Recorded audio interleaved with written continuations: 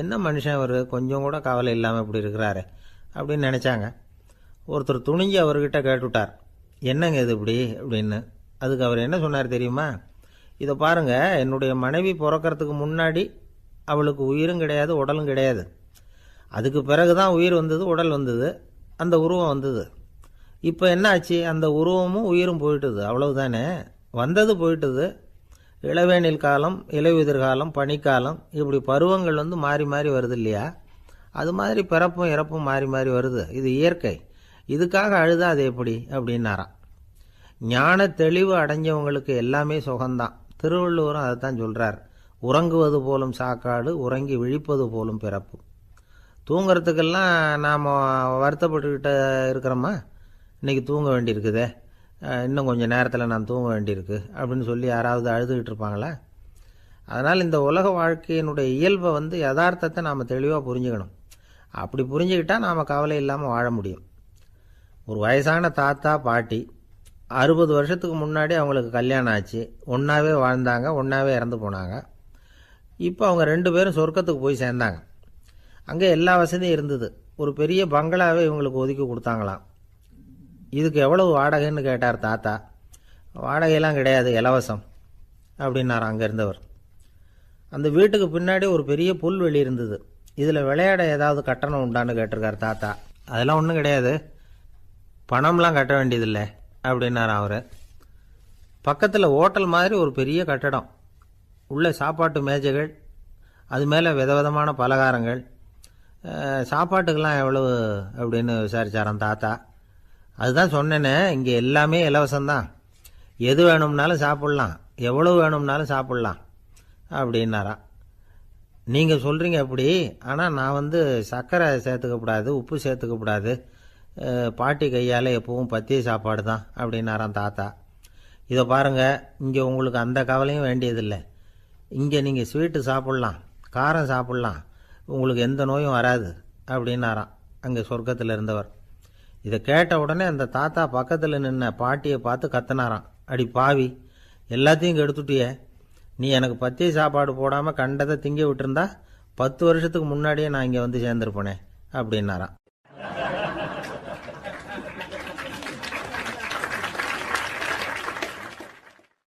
ஒரு சன்னியாசி, அவர் ஒரு நாள் ஒரு கனவு கண்டாராம். அந்த கனவில் அவர் சொர்க்கத்துக்கு போகிறார். அங்கே ஒரு பெரிய திருவிழா நடந்துக்கிட்டு இருக்குது.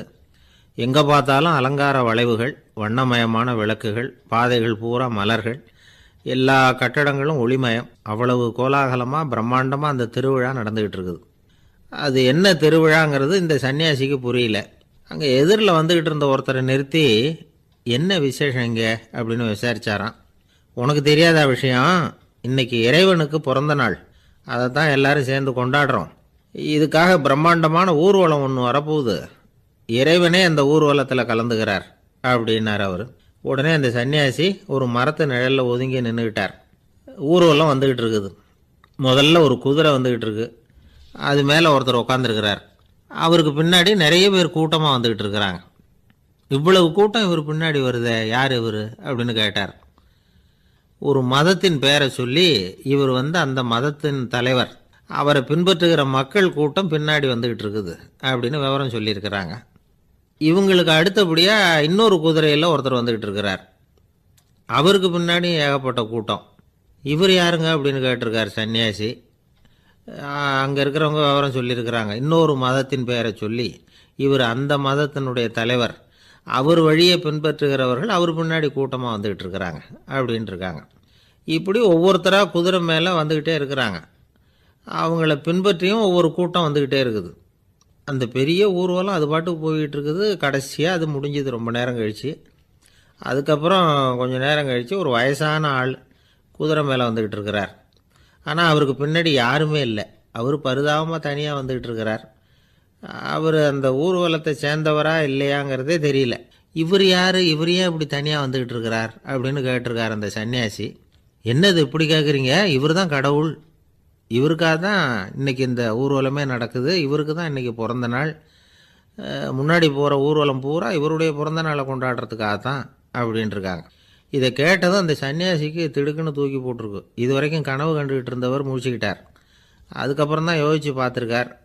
உண்மைதான், மக்கள் எல்லாரும் வந்து பக்தி மார்க்கத்தில் போகிறதா நினச்சிக்கிட்டு பாதை மாறி போய்கிட்டு இருக்கிறாங்க. கடவுளை பின்பற்றுவதாக நினைக்கிறாங்க பக்தர்கள். ஆனால் கடவுளுக்கு பின்னாடி யாருமே இல்லை.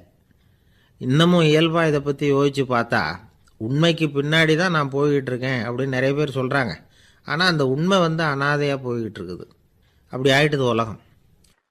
எனக்கு ஒரு உதவி செய்யணும் அப்படின்னு நம்மளை பார்த்து ஒருத்தர் கேட்குறாருன்னு வச்சுங்களேன், உடனே நாம் அவரை பார்த்து என்ன உதவின்னு கேட்போம். இதுதான் சராசரி மனிதர்களின் இயல்பு. ஆனால் ஒருத்தர் எனக்கு ஒரு உதவி செய்யணும் அப்படின்னு கேட்ட உடனே என்ன உதவின்னு கூட கேட்காம சரி செய்கிறேன் அப்படின்னு ஒத்துக்கிறது இருக்கு பாருங்கள், அது கொஞ்சம் அபூர்வம். அந்த காலத்தில் ஒருத்தர் இருந்தார். அவர் எப்படி தெரியுமா? உதவி கேட்குறவங்க நல்லவங்களா கெட்டவங்களா அப்படின்னு கூட பார்க்கல, தனக்கு நன்மையா தீமையா அப்படின்னு கூட பார்க்கல, உதவி செய்கிறேன்னு புறப்பட்டு விட்டார். அவர் யார் தெரியுமா? அவர் தான் நல சக்கரவர்த்தி. அவர் மாதிரி நாமும் உதவி கேட்குறவங்களுக்கு உடனே உதவி செய்கிறதுக்கு தயாராக இருக்கணும் அப்படின்னு சொன்னார் ஒரு ஆன்மீக பேச்சாளர். நல சரித்திரத்தை அவர் சொல்லிக்கிட்டு இருந்தார். இந்திரன், அக்னி, வருணன், யமன் இவங்க 4 பேரும் நலனை பார்த்து எங்களுக்கு நீ உதவி செய்யணும், எங்களுக்காக நீ தூது போகணும் அப்படின்னு கேட்குறாங்க. யாருக்கிட்ட தூது போகணும், என்ன காரியத்துக்காக போகணும் அப்படின்னு கேட்கணும்ல. நலன் அப்படி கேட்கவே இல்லை, உடனே சரின்னு ஒத்துக்கிறான். அதுக்கப்புறம் அவங்க விவரம் சொல்கிறாங்க, என்ன உதவி, யாருக்கிட்ட தூது போகணும் அப்படிங்கிற விவரத்தை சொல்கிறாங்க.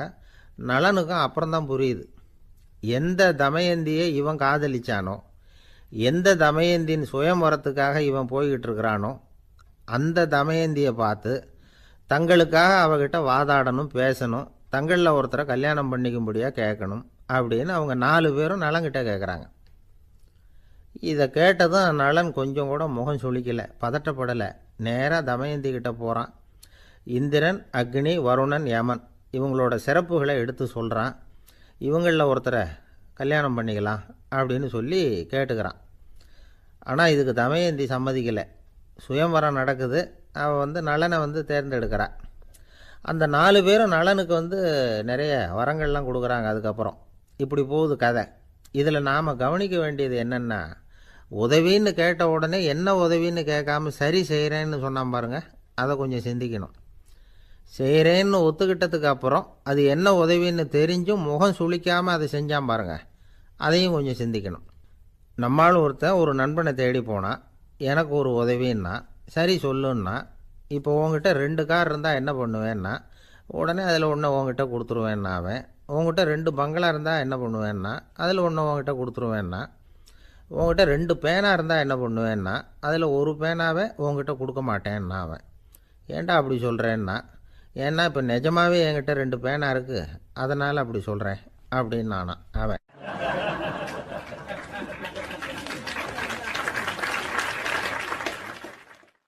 ரொம்ப பேருக்கு கூட்டத்தில் பேசுறதுன்னா பயம். நமக்கு ஒன்றும் தெரியாதுன்னு மற்றவங்க நினச்சிடக்கூடாதுங்கிற எண்ணம் தான் இதுக்கு காரணம். ரொம்ப முக்கியமான ஒரு கூட்டம்னா பயமும் அதிகமாக இருக்கும். முக்கியமானவங்கள்லாம் வருவாங்களே, அவங்களாம் நம்மளை பற்றி மட்டமாக நினச்சிருவாங்களே அப்படிங்கிற பயம் வந்துடும். ஆனால் மேடை பேச்சுங்கிறது அவ்வளவு கடினமான ஒரு காரியம் இல்லைங்கிறாங்க அது சம்பந்தமான நிபுணர்கள். யாரும் பேச்சாளர் ஆகலாம், இது ஒன்றும் பெரிய கிஃப்ட்டு கிடையாது அப்படின்னு அவங்க சொல்கிறாங்க. ஒரு பேச்சாளர் அவருக்கு சுருக்கமாகவே பேச தெரியாது, மேடையில் ஏற்றி விட்டுவிட்டா போதும் ஆரம்பிச்சிருவார், நிறுத்த மாட்டார், பேசிக்கிட்டே இருப்பார். ஒரு தடவை அவர் ஒரு கூட்டத்தில் ரொம்ப நேரம் பேசிக்கிட்டே இருக்கிறார். எதிரில் பொறுமை இழந்த ஒருத்தர் தன்னுடைய கை கடிகாரத்தை காட்டினார். அதை கவனித்த பேச்சாளர், மன்னிக்கணும், கை கடிகாரம் நான் கொண்டுகிட்டு வர மறந்துட்டேன், அதுதான் நேரம் போனதே தெரியல அப்படின்னு சொல்லியிருக்கிறார். இதுக்கு அவர் சொன்னாராம் கோபமாக, ஏய்யா கடிகாரத்தை தான் பார்க்க முடியல, மறந்துட்டேன், பக்கத்தில் மாட்டிருக்கிற கேலண்டரையாவது பார்க்கக்கூடாதா அப்படின்னாராம்.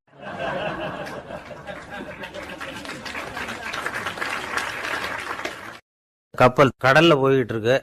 புயல், சூறாவளி, அலையெல்லாம் பெருசு பெருசாக ரொம்ப உயரமாக உண்டாகுது. கடுமையான காற்றிலேயும் வேகமான அலைகள்லேயும் சிக்கி அந்த கப்பல் தடுமாறுது. திசை மாறி போச்சு, எந்த பக்கம் போயிட்டு இருக்கிறோம்னே தெரியல. அந்த கப்பலை செலுத்திக்கிட்டு இருந்த மாலுமி ரொம்ப சாமர்த்தியமாக செயல்பட்டார். தன்னுடைய அறிவாற்றலையும் திறமையையும் முழுமையாக பயன்படுத்தினார். அந்த கப்பலை கட்டுப்படுத்தினார். மெதுவாக அந்த சூறாவளியிலிருந்து கப்பலை காப்பாற்றி கரைக்கு கொண்டுட்டு வந்து சேர்த்துட்டார். மாலுமின்னு ஒருத்தர் இருந்ததுனால அந்த மரக்கலம் காப்பாற்றப்பட்டது. மாலுமின்னு ஒருத்தர் இல்லைன்னு வச்சுக்கோங்க, அந்த கப்பலோட கதி என்னவாயிருக்கும் யோசிச்சு பாருங்க. ஒரு கோபக்காரனுடைய நிலைமையும் அப்படித்தானா. கோபக்காரன்கிறவன் ஒரு மாலுமி இல்லாத மரக்கலம் அப்படிங்கிறார் நபிகள் நாயகம். கொந்தளிக்கிற கடல்ல கொடுமையான அலைகளின் உச்சியில அல்லல் படுகிற மரக்கலத்தை விட மோசமானது கோபக்காரனின் நிலைமை அப்படிங்கிறது அவருடைய கருத்து. அது மாதிரி இதுன்னு சொல்லல, அதை விட மோசம் இது அப்படிங்கிறார். ஏன் தெரியுமா? ஒரு கப்பல் கடல்ல தடுமாறினா அதை சரிப்படுத்த மாலுமி இருக்கிறார். அவர் தன்னுடைய சாமர்த்தியத்தினால அதை கட்டுப்படுத்தி சரியான வழிக்கு கொண்டுட்டு வந்துருவார். ஆனா கோபக்காரனுடைய நிலைமை அப்படி இல்லை அப்படிங்கிறார் நபிகள் நாயகம். மனித மனம் ஒரு மரக்கலம், அறிவு அதில் இருக்கிற மாலுமி. மாலுமி மரக்கலத்தை செலுத்துறான், அவனுக்கு கட்டுப்பட்டு அது ஓடுது. ஆனா கோபக்காரன்கிற மனுஷங்கிட்ட அறிவுங்கிற மாலுமி சரியா வேலை செய்ய மாட்டான். ஏன்னா கோபம் அந்த மாலுமியின் கண்களை அவிச்சிரும், காதுகளை கேட்காம பண்ணிவிடும். கண்ணையும் காதையும் மூடிவிட்டு கப்பலை ஓட்டுனா எப்படி ஓட்டுறது? அதனால கோபக்காரன் மாலுமி இல்லாத மரக்கலம். இடி மின்னல்ல மாட்டிக்கிட்டு கஷ்டப்படுற கப்பல் மாதிரி கஷ்டப்படுறான். பெரியவங்கள்லாம் என்ன சொல்றாங்க? உனக்கு கெடுதல் பண்ணவனுக்கும் நீ நன்மையை செய், எவருடைய விருப்பு வெறுப்பையும் பொருட்படுத்தாதே. பரம எதிரிக்கும் நீ நன்மை செய்ய ஆரம்பிச்சா உன்னுடைய தூய நிலையை பார்த்துட்டு அவனும் உனக்கு நெருக்கமான நண்பனா ஆயிடுவான். இதுதான் பெரியவங்க நமக்கு சொல்லி இருக்கிறது. புனித குரான் சொல்றது என்ன? தீமையை நன்மையை கொண்டே நீர் தடுத்து கொள்ளும் அப்படின்னு சொல்லப்பட்டிருக்கிறதுல. இன்னா செய்தாரை ஒருத்தல் அவர் நாண நன்னயம் செய்து விடல் அப்படிங்கிறார் திருவள்ளுவர். செல்வந்தர் ஒருத்தர்கிட்ட ஒரு சிறுவன் ஆடு மேய்ச்சிக்கிட்டு இருந்தானா. பெரியவர் அவனை கூப்பிட்டு, நீ நேரா போய் ஒரு ஆட்டுல உள்ள ரொம்ப நல்ல பகுதி எதுவோ அதை எடுத்துக்கிட்டு வா அப்படின்னாரான். இவன் போனான். ஒரு ஆட்டு உடம்புல இருந்த நாக்கு, இருதயம், இது ரெண்டையும் எடுத்துக்கிட்டு வந்து கொடுத்தானான். பெரியவர் வாங்கி பார்த்தார். அதுக்கப்புறம் இப்ப நீ போய் இன்னொரு ஆட்டுல இருக்கிற ரொம்ப கெட்ட பகுதி எதுவோ அதை எடுத்துட்டு வா அப்படின்னாராம். இவன் போய் எடுத்துட்டு வந்தான். அவன் கையில் இருந்தது மறுபடியும் அதே மாதிரி நாக்கு, இருதயம், இது ரெண்டும் தான். என்னது இப்பவும் அதையே கொண்டுட்டு வந்திருக்கிற அப்படின்னாராம் பெரியவர். இவன் சொன்னானா, ஒரு உடம்புல உள்ள ரொம்ப நல்ல பொருளும் இதுதான், ரொம்ப கெட்ட பொருளும் இதுதான் அப்படின்னானா. இளம் வயசுல இப்படி பதில் சொன்னவர் தான் பேரறிஞர் லுக்மானுல் ஹக்கீம் அவர்கள். கோபப்படாம இருந்தா இது ரெண்டும் நல்லா வேலை செய்யும், கோபப்பட்டா இது ரெண்டும் மோசமா வேலை செய்யும். அதை புரிஞ்சுக்கிறதுக்காகத்தான் இன்னைக்கு இந்த தகவல். கோபம் வந்துட்டா நாம என்ன செய்யறோங்கிறது நமக்கே தெரியாது. ஒருத்தர் டாக்டர் கிட்ட போனார் அவசரமா. டாக்டர், எனக்கு இப்ப கடுமையான கோப வெறி, எனக்கு கண்ணு மண்ணு ஒன்றும் புரியல, உடனடியாக அதை கட்டுப்படுத்தணும், உடனே இதுக்கு ஏதாவது ஒரு மாத்திரை கொடுங்க ப்ளீஸ் அப்படின்னார். அந்த டாக்டரும் உடனே ஒரு மாத்திரையை கொடுத்து, இதை உடனே போடுங்க, நான் தண்ணி கொண்டுட்டு வரேன்னு உள்ள போனார். தண்ணியோடு திரும்பி வந்தார். இவர் சொன்னார், டாக்டர், நீங்க கொடுத்த மாத்திரை ரொம்ப பெருசா இருந்தது, இருந்தாலும் கஷ்டப்பட்டு முழுங்கிட்டேன்னார். டாக்டர் சந்தேகத்தோட மேசையை பார்க்கிறார். பார்த்தா மாத்திரை அங்கேயே இருக்குது, பேப்பர் வெயிட்ட காணல.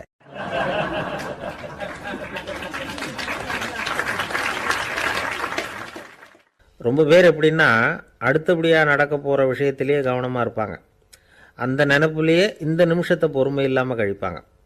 ஒருத்தர் இருக்கார், அவர் எப்படின்னா ஆஃபீஸ் முடியறதுக்குள்ளேயே சார் 5 மணிக்கெல்லாம் ரெடியாக இருங்க, நாம் அந்த ஹோட்டலில் போய் டிஃபன் சாப்பிட்ணும் அப்படின்னு 4 மணிலேருந்து சொல்லிகிட்டு இருப்பார். 4:55 பரபரப்பாக ஓடி வருவார். 2 பேரும் புறப்படுவோம், ஹோட்டலுக்கு போவோம், சாப்பிட்டுக்கிட்டு இருப்போம். அப்படி சாப்பிட்டுட்டு இருக்கிறப்ப சார் சாப்பிட்டு முடித்ததும் நேராக ஒரு ஜவுளி கடைக்கு போகிறோம் அப்படிம்பார். பரபரக்க சாப்பிட்டு முடிப்பார், புறப்படுவார். ஜவுளி கடையில் அவசரமாக சீக்கிரம் பில் போடுங்க சார், சினிமாவுக்கு நேரம் ஆகிடும்பார். சினிமா தியேட்டரில் உட்காந்து அடுத்தபடியாக எங்கே டின்னர் சாப்பிட்றதுன்னு யோசனை பண்ணிகிட்டு இருப்பார். ராத்திரி படுக்கையில் விழுந்ததுக்கு அப்புறமும் நாளைக்கு காலையில் எழுந்திரிச்சதும் அதை பண்ணணும் இதை பண்ணணும்னு திட்டம் போட்டுக்கிட்டே இருப்பார். அதாவது எப்பவும் அடுத்த நிமிஷம், அடுத்த நாள், அடுத்த வாரம், அடுத்த வருஷம், இதுதான் அவங்க சிந்தனை. இந்த நிமிஷம் என்ஜாய்மெண்ட்டை அவங்க இழந்துடுறாங்களாம். அதனால தான் வாழ்நாள் பூரா பொறுமையின்மை, அவஸ்தை, அல்லல். அதனால் நாம் எல்லாரும் வாழ்க்கையில் நிதானமாக இருக்கிறதுக்கு கற்றுக்கணுமா. அதுக்காக இந்த நிதானத்துக்கு வேறு விதமான அர்த்தம் பண்ணிக்கக்கூடாது. ஒருத்தர் அப்படித்தான் ஒரு தடவை அவருடைய குதிரை காணாமல் போயிட்டு தான். அதுக்காக அவர் கவலைப்படலை, நிம்மதியாக இருந்தார், சந்தோஷமாக இருந்தார். என்ன சார் இது, உங்கள் குதிரை திருட்டு போயிட்டுதுங்கிறீங்க, நீங்கள் கவலைப்படாமல் இருக்கிறீங்களே அப்படின்னு கேட்டாங்களாம். அதுக்கு அவர் சொல்லியிருக்கார், நல்ல வேலை சார், கட்டியிருந்த குதிரை காணாமல் போயிருக்குது. நான் அது மேலே உட்காந்துருக்கிற சமயம் அது காணாமல் போயிருந்ததுன்னா, திருட்டு போயிருந்ததுன்னா நானும் சேர்ந்தில் காணாமல் போயிருப்பேன் அப்படின்னாராம். எவ்வளவு நிதானமான ஆள் பாருங்கள்.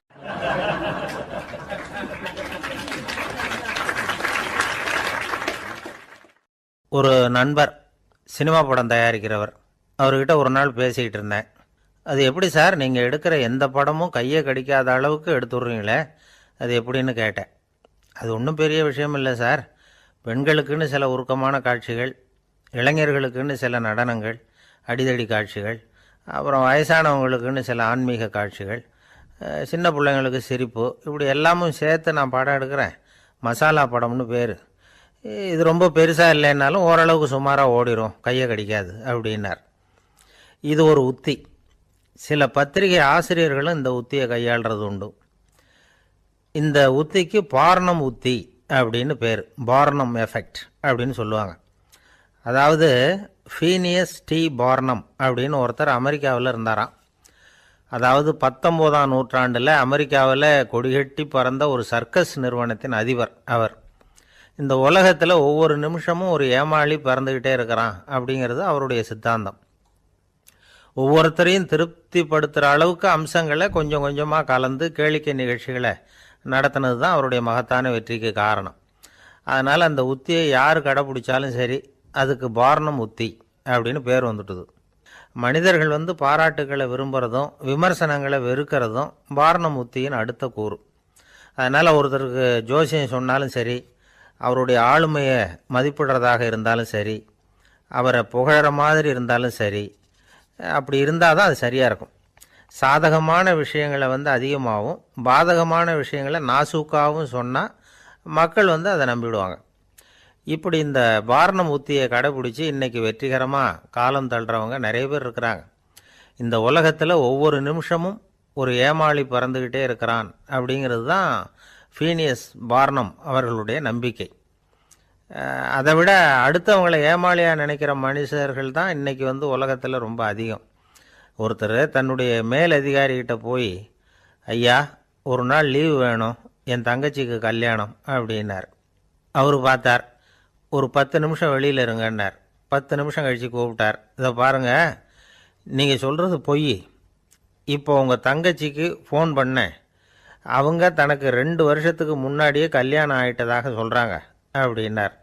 உடனே இவர் சொன்னார், சார் இப்போ நீங்கள் சொல்கிறதும் பொய்யாக தான் இருக்கணும், ஏன்னா நிஜமாக எனக்கு ஒரு தங்கச்சியே கிடையாது அப்படின்னார்.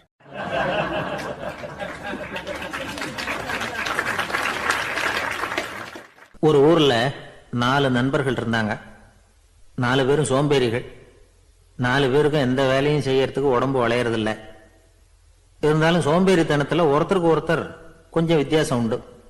அதுக்கு தகுந்த மாதிரி அவங்களுக்கு பேர் அமைஞ்சு போச்சு. ஒருத்தன் கால் சோம்பேறி, இன்னொருத்தன் அரை சோம்பேறி, அடுத்தவன் முக்கால் சோம்பேறி, கடைசி ஆள் முழு சோம்பேறி. இவங்க 4 பேரும் நண்பர்கள். அப்புறம் எப்படி காரியம் நடக்கும்? 4 பேரும் ஒரு வீதியில் அப்படியே நடந்து போய்கிட்டு இருக்கிறாங்க. நல்ல பசி. எங்கேயாவது சோறு போடுவாங்களா அப்படின்னு பார்த்துக்கிட்டே வந்தாங்க. அவங்க வந்த வழியில் ஒரு ரூபா காசு கிடந்தது தரையில். அவங்க கண்ணில் அது பட்டுது. ஆனாலும் அதை குனிஞ்சு எடுக்கணுமே, அதுக்கு சோம்பேறித்தனம். முழு சோம்பேறி பார்த்தான்.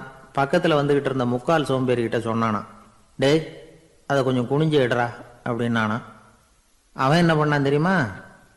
அதுக்கு அடுத்தபடியாக வந்த அரை சோம்பேறிகிட்ட சொன்னானா, என்ன எல்லாரும் பேச, நீ அதை கொஞ்சம் குனிஞ்சு எடுறா அப்படின்னானா. அவன் இவனை விட மோசம், அடுத்தவங்கிட்ட சொல்லியிருக்கிறான். அவனும் குனியறதுக்கு தயாராக இல்லை. ஆக கூடி கடைசியில் யாருமே காசை எடுக்கலை. என்னத்துக்கு அனாவசியமாக உடம்ப வளைச்சிக்கணும் அப்படின்னு எல்லாரும் பேசாமல் வந்துட்டாங்க. அவங்க பாட்டுக்கு நடந்து வந்துக்கிட்டே இருக்கிறாங்க.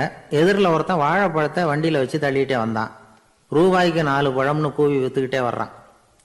இப்போ அந்த முழு சோம்பேறி சொன்னானா, டேய் வழியில் கிடந்தது 1 ரூபா, அதையாவது எடுத்துக்கிட்டு வந்திருந்தா இப்போ இந்த பழத்தை வாங்கி ஆளுக்கு ஒன்று சாப்பிடலாமே அப்படின்னானா. ஆமாம் சாப்பிட்ருக்கலாமே அப்படின்னாங்களாம் மற்றவங்களும். ஆனாலும் திரும்பி போய் அதை எடுக்கணும்னு யாருக்கும் தோணலை. பேசாமல் சோர்ந்து போய் நடந்து வந்தாங்களாம். இருட்டி போச்சு. வழியில் ஒரு கோவில். சரி இங்கேயே படுத்து தூங்குவோம் அப்படின்னா ஒருத்தன். அதுதான் சரின்னாங்க மற்றவங்களும். அப்படியே மண்டபத்தில் படுத்துட்டாங்க. கோவில் அர்ச்சகர் வேலையெல்லாம் முடிச்சுவிட்டு வெளியில் வந்திருக்காரு. இவங்கள பார்த்தாராம். ஏன் இப்படி சோர்ந்து போய் கிடக்குறீங்க அப்படின்னு விசாரிச்சிருக்காரு. 2 நாளாச்சுங்க நாங்கள் சாப்பிட்டு அப்படின்னாங்களாம். அவர் உடனே ஐயோ பாவம் அப்படின்னு சொல்லி பானை, விறகு, அரிசி, தண்ணி எல்லாம் கொடுத்து நீங்களே சமையல் பண்ணி சாப்பிட்டுக்குங்க அப்படின்னு சொல்லிவிட்டு போயிட்டார். இந்த 4 பேருக்கும் சமையல் பண்ணி சாப்பிட்ணும்னு ஆசையாக தான் இருந்தது. ஆனால் அடுப்பு பற்ற வைக்கணுமே, அதுக்கு தீப்பெட்டி வேணுமே. தீப்பெட்டி இல்லை. இப்போ முழு சோம்பேறி ஆரம்பித்தான்.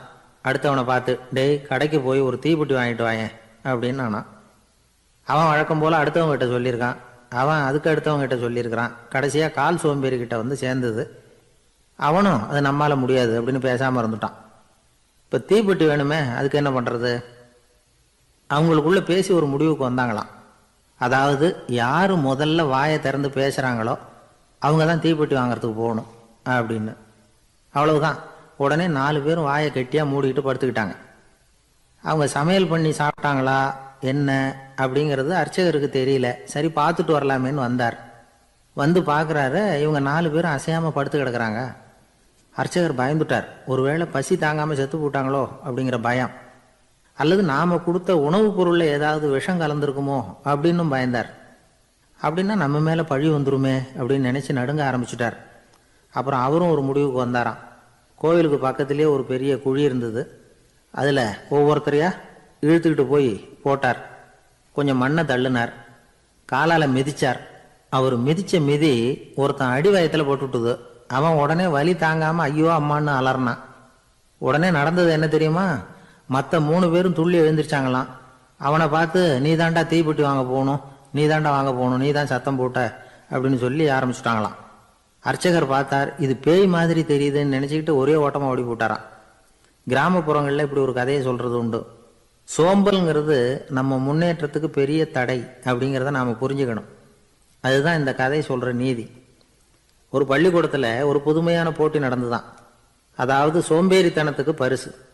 அதில் 2வது பரிசு யாருக்குன்னு அறிவிச்சாங்க. ஒரு பையன் எழுந்திரிச்சு மெதுவாக நடந்து போய் பரிசை வாங்கிட்டான். அடுத்தது முதல் பரிசு யாருக்கு அப்படின்னு அறிவிச்சாங்களாம். அவன் கடைசி வரிசையிலேருந்து கத்தனானான், ஐயா அதையும் அந்த பையன் மூலமாகவே கொடுத்து அனுப்பி வச்சுருங்க, இங்கே வந்தது நான் வாங்கிக்கிறேன் அப்படின்னு. ஒரு ஊரில் ஒரு ராஜா இருந்தார். அவர் ஒரு நாள் காலையில் அரண்மனையில் மேல் மாடத்தில் வந்து நின்றுக்கிட்டு இருந்தார். அப்போ ஒரு ஆள் வீதியில் ரொம்ப வேகமாக ஓடிக்கிட்டு இருக்கான். அதை ராஜா கவனிச்சார்.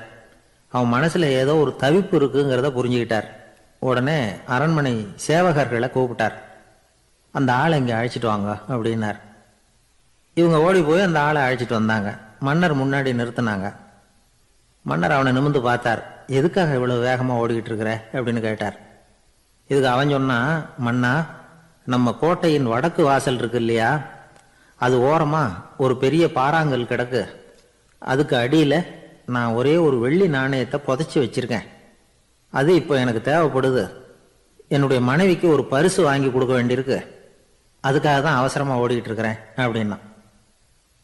மன்னர் யோசனை பண்ணார். அப்புறம் சொன்னார், அதுக்காகவா இப்படி ஓடுற? பரவாயில்ல, அதை பற்றி கவலைப்படாத.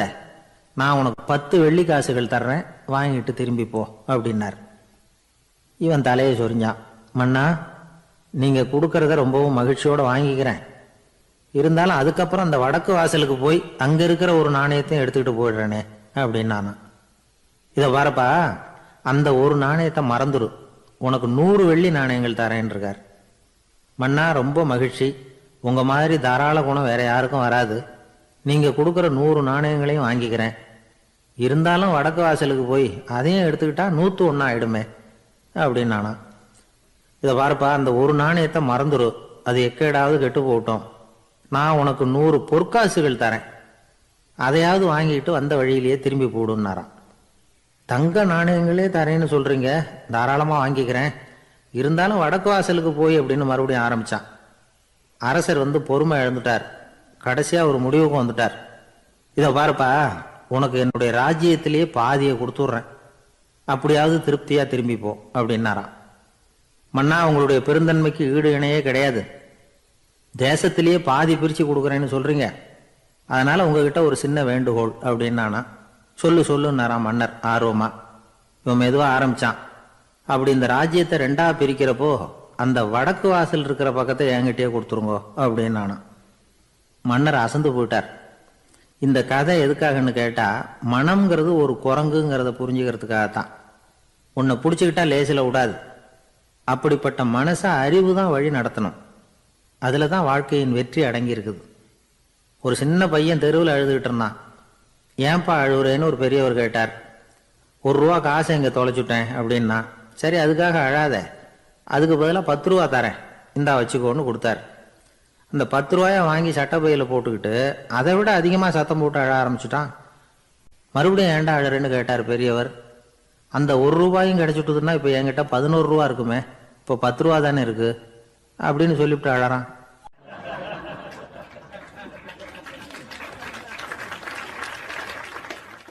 என்னுடைய நண்பர் ஒருத்தர், அவருக்கு ஜாதகத்துல நம்பிக்கை உண்டு. அவரே ஜோசியம்லாம் பார்ப்பார். என்ன சார் இந்த காலத்துல இதையெல்லாம் நம்பிக்கிட்டு இருக்கீங்களே அப்படின்னு கேட்டா, உங்களுக்கு ஒன்றும் தெரியாது சார், இந்த உலகத்துல ஒவ்வொருத்தரும் அவங்கவங்க செய்யற நல்லது கெட்டதுக்கு தகுந்த பலனை அனுபவிச்சே தீரணும் பார். அது மட்டும் இல்ல, ஒருத்தர் செத்துட்டா கூட அவன் செஞ்ச பாவ புண்ணியங்கள் கூடவே போய்கிட்டு இருக்கும் பார். அது எப்படி கூட போவோம் அப்படின்னு குதர்க்கமா கேட்டா, அதுக்கு அவர் ஒரு கதை சொன்னார். அது ரொம்ப சுவாரஸ்யமா இருந்தது. அது என்ன கதைன்னா, ஒரு ஊர்ல ஒருத்தர் இருந்தாராம். அவர் ஜோசியம் பார்க்கறதுல ரொம்ப கெட்டிக்காரரான். ஒருத்தருடைய தலைமுடியை மட்டும் அவர்கிட்ட காட்டினா போதும், அதை மட்டும் பார்த்துட்டு அவருடைய ஜாதகத்தையே அலசி போடுவாராம். அப்பேற்பட்ட திறமை. அந்த ஆள் ஒரு சமயம் கன்னியாகுமரி கடற்கரைக்கு போயிருந்திருக்கார். அங்க கரை ஓரமா ஒரு மண்டை ஓடு கிடந்திருக்கு. அதை எடுத்து பார்த்திருக்கார். அந்த மண்டை ஓட்டை வச்சுக்கிட்டே அதோட ஜாதகத்தை அலசியிருக்கார். இந்த மண்டை ஓட்டுக்கு உரிய ஆசாமி வாழ்க்கையில ரொம்ப கஷ்டப்பட்டிருக்கணும், நிறைய கஷ்டத்தை அனுபவிச்சிருக்கணும். அது தாங்க முடியாம தான் கடல்ல விழுந்து தற்கொலை பண்ணிட்டு இருக்கான் அப்படிங்கிறத அவரு கணிச்சுட்டார். இருந்தாலும் இந்த மண்டை ஓடு இன்னமும் அனுபவிக்க வேண்டியது பாக்கி இருக்கு அப்படிங்கிறத அவர் உணர்ந்தாராம். அது சரி, ஒருத்தன் உயிரோடு இருக்கிற வரைக்கும் நல்லது கெட்டதை அனுபவிக்க முடியும், செத்ததுக்கு அப்புறமும் பாக்கி இருக்குன்னா அதை எப்படி அனுபவிக்கிறது? இந்த மண்டை ஓட்டுக்கு இன்னும் கொஞ்சம் பாக்கி இருக்குங்கிறது அவருக்கு புரிஞ்சதே தவிர அதோட அர்த்தம் என்னங்கிறது சரியா விளங்கல. சரி, இதை இன்னும் கொஞ்சம் விவரமா ஆராய்ச்சி பண்ணுவோம் அப்படின்னு நினைச்சுக்கிட்டு அதை தன்னுடைய வீட்டுக்கு எடுத்துட்டு போயிட்டார். அந்த மண்டை ஓட்டை ஒரு பெட்டியில வச்சு பூட்டினார். தன்னுடைய தனி அறையில அதை பத்திரமா வச்சுக்கிட்டார். தினமும் ராத்திரி ஆனதும் தன்னுடைய மனைவியை பார்த்து, நீ போய் பூஜை அறையில தனியா படுத்துக்க அப்படின்னு சொல்லிவிட்டு தினம் ராத்திரி 12 மணிக்கு பெட்டியை திறந்து அவர் பார்ப்பார். மண்டை ஓடு அப்படியே இருந்தது தவிர இன்னும் கொஞ்சம் பாக்கி இருக்குங்கிறதுக்கு அர்த்தம் அவருக்கு விளங்கல. அந்த மண்டை ஓட்டுக்கு இன்னும் என்ன பாக்கி இருக்க போகுது? இப்படியே ஒரு 10 நாள் போச்சு. அந்த வீட்டம்மாவுக்கு சந்தேகம் வந்துட்டுது. நம்ம வீட்டுக்காரரு நம்மளை தனியா ஏன் தூங்க சொல்றார் அப்படிங்கிற சந்தேகம். உடனே பக்கத்து வீட்டு அம்மா கிட்ட விஷயத்த சொல்லியிருக்கிறாங்க. அந்த அம்மா உடனே, நீ கவலைப்படாத, நான் கண்டுபிடிச்சு சொல்றேன் அப்படின்னு சொல்லிவிட்டாங்களாம். அன்னைக்கு ராத்திரியே ஜன்னல் வழியா எட்டி பார்த்துருக்குறாங்க. இந்த ஆள் மண்டை ஓட்டை கையில வச்சுக்கிட்டு அது திருப்பி திருப்பி பார்த்துக்கிட்டு இருக்கிறான். அதை பார்த்துட்டாங்க. மறுநாள் காலையில அவரோட மனைவியை பார்த்தாங்க. ஏம்மா, உன் வீட்டுக்காரருக்கு நீ முதல் மனைவியா 2வது மனைவியா அப்படின்னு கேட்டாங்களாம். எனக்கு தெரிஞ்ச வரைக்கும் நான் ஒருத்தி தான் அவருடைய மனைவி அப்படின்னாங்களாம் அவங்க. அப்படி இல்லை, நீ அவருக்கு 2வது மனைவி. முதல் மனைவியின் மண்டை ஓட்டை தான் அவர் தினமும் ராத்திரியில் எடுத்து பார்த்துக்கிட்டு இருக்கிறார் அப்படின்னாங்க அடுத்த வீட்டு அம்மா. அப்படியா விஷயம் அப்படின்னு சொல்லிவிட்டு கணவன் வீட்டில் இல்லாத நேரமா பார்த்து அந்த மண்டை ஓட்டை எடுத்து கொண்டாந்து ஒரு உரல்ல போட்டு உலக்கையால குத்தி நொறுக்க ஆரம்பிச்சுட்டாங்க. வெளியில போயிருந்த அந்த ஆள் அப்பதான் உள்ள நுழைஞ்சார். மண்டை ஓடு உலக்கை கிட்ட குத்து வாங்கிட்டு இருக்கு. அது அனுபவிக்க வேண்டியது இன்னும் கொஞ்சம் பாக்கி இருக்குங்கிறதுக்கு அர்த்தம் எனக்கு இப்பதான் புரிஞ்சுது அப்படின்னாராம் அவர். இந்த கதையிலிருந்து நாம இன்னொரு நீதியையும் புரிஞ்சுக்கணும். அதாவது நம்ம வீட்டை பத்தி நமக்கு புரியாததெல்லாம் அடுத்த வீட்டுக்காரங்களுக்கு நல்லா புரியும். இந்த காலத்துல ஒருத்தர் ஒரு நீச்சல் குளத்துல நீச்சல் அடிச்சுக்கிட்டு இருக்கிறார். காவலுக்கு இருந்தவர் அதை கவனிச்சுட்டார். கரையிலிருந்து சத்தம் போட்டாராம், இதோ பாருங்க,